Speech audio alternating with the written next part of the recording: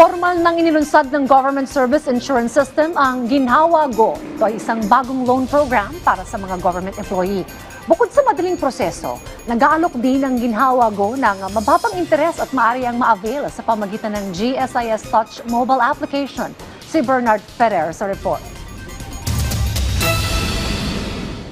Kailangan na magbayad ni Ronaldie ng graduation fee para sa kanyang postgraduate course ngayong Marso. Ngunit iniisip niya kung saan kukunin ang pambayad, lalo't may iba pa siyang mga obligasyon. Buti na lamang ay nakapag-avail siya ng loan sa GSIS sa pamamagitan ng Ginhawa Go, ang pinakabagong loan program para sa mga empleyado ng gobyerno. Umabot sa 30,000 pesos ang kanyang hiniram na balak niyang bayaran sa loob ng 24 months.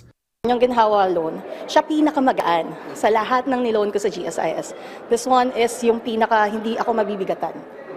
And parang hindi ko na rin siya i-mind, parang in-advance ko lang yung payment ko for graduation. Sa ilalim ng Ginhawa Go Loan Program, maaring humiram ang isang miyembro ng GSIS ng halagang mula 1,000 pesos hanggang 50,000 pesos. Maaari itong bayaran sa loob ng 1 hanggang 24 na buwan, depende sa piniling terms ng miyembro. Ang interes ay 6% kada taon para sa mga miyembrong may hindi bababa sa 3 taon ng hulog na premium contributions. At 7% naman kada taon para sa may mas mababa sa 3 taon na kontribusyon at sa mga special members. Bukas ang loan sa mga aktibong miyembro na may hindi bababa sa 1 buwan ang naibayad na premium contribution. Dapat meron ka natitirang 5,000 net take-home pay.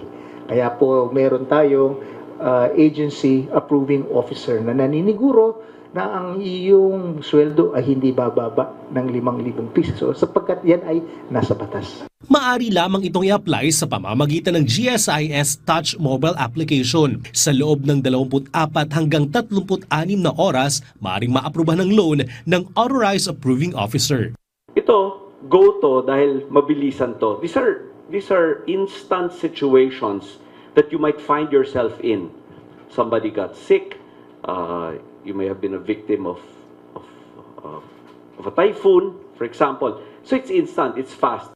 Ayon sa GSIS, papalitan ng Ginhawa Go ang Ginhawa Lite at inaasang makatutulong ito sa mga newly hired employees, low-income earners at sa mga miyembrong may limitadong borrowing history na hindi sasaklaw ng mga traditional loan product. Bernard Ferrer para sa Pambansang TV sa Bagong Pilipinas.